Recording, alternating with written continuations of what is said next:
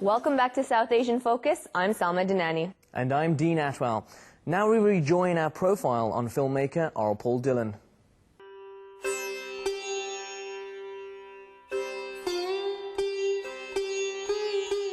Dhillon says it was his Sikh religion that gave him a stable foundation as an immigrant growing up in Canada. I think overall, growing up Sikh, has been tremendously helpful for me. And in terms of being a Sikh, I don't think I faced too much adversity. But like I said, racism doesn't see Sikhs or Hindus or whatever. It affects everybody the same, whether you're Asian, Chinese, what have you. So in that way, I think the spirituality has allowed me to become more confident, more progressive, more aware of what's happening. The Sikh temple or the Gurdwara, as popularly is known, is a central core for the Sikh community. It's sort of part of all the big events in your life, whether it's birth or marriage, other ceremonies, whether you're going to wish for something that you'd like it to happen, or whether you've gone to apply for a job and you want it to be successful. People come to the temple to do a small prayer, maybe give a donation, that sort of thing. So it's quite a hub for the community.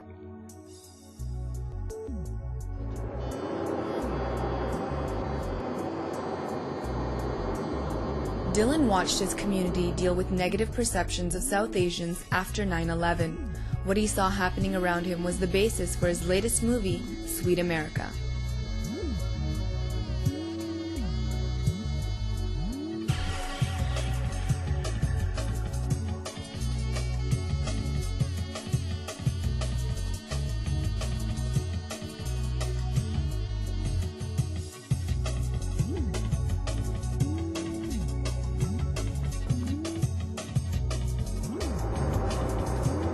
Well, as you know, following 9/11, there were many attacks on all kinds of people, Arabs, Muslims, Sikhs, right? There was a temple attack. There was the gas store owner, Balbir Singh Sodhi. He was gunned down by this fellow who wanted to take revenge for the 9/11 attacks. And many times the communities found that, the attacks on Sikhs especially were misdirected. A lot of the Americans didn't know that they weren't from the Middle East, they weren't Arabs or they weren't Muslims even. Not to condone any kind of violence, but we take a story about someone who's not involved in the conflict and tell it from that point of view. That's what we wanted to do. That's what those incidents of violence and racism inspired the story. Dhillon shot the film in Vancouver, Richmond, and in Surrey, where he currently lives with his wife and daughter.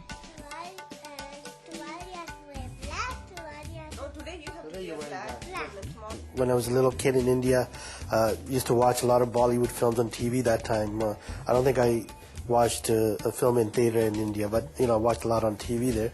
And it was just, I was so fascinated by the whole aspect of, storytelling. And at that time, I was used to say, even if I can be like a sweeper on a set, I would do that. It was that kind of obsession.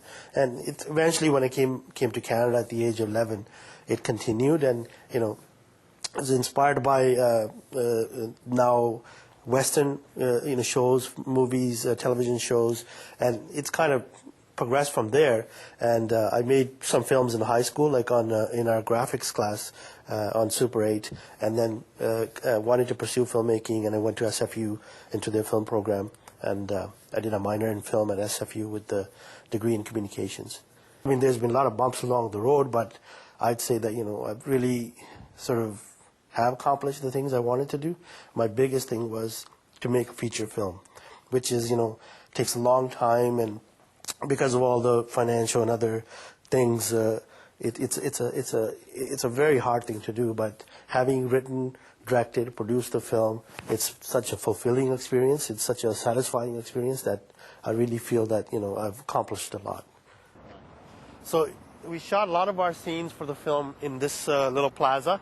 We, for example, shot a scene involving our two main actors, placed right here in front of this shop, just to give a kind of sense, because he's a grocery store owner and he comes to get some fruits and vegetables and so forth from this shop.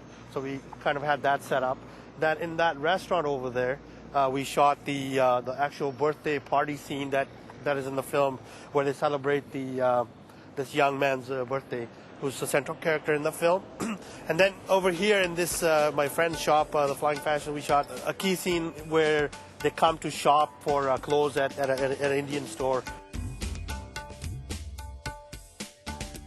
Surrey has one of the largest South Asian populations in Canada, with a rich history and culture.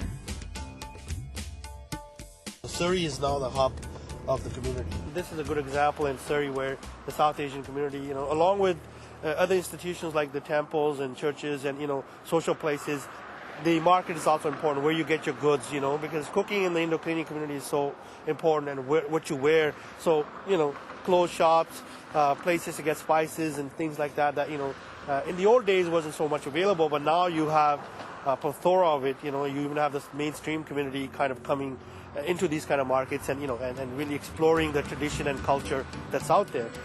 Surrey is one of the main centers of South Asian culture and spirituality, a fact that many Punjabis are proud of.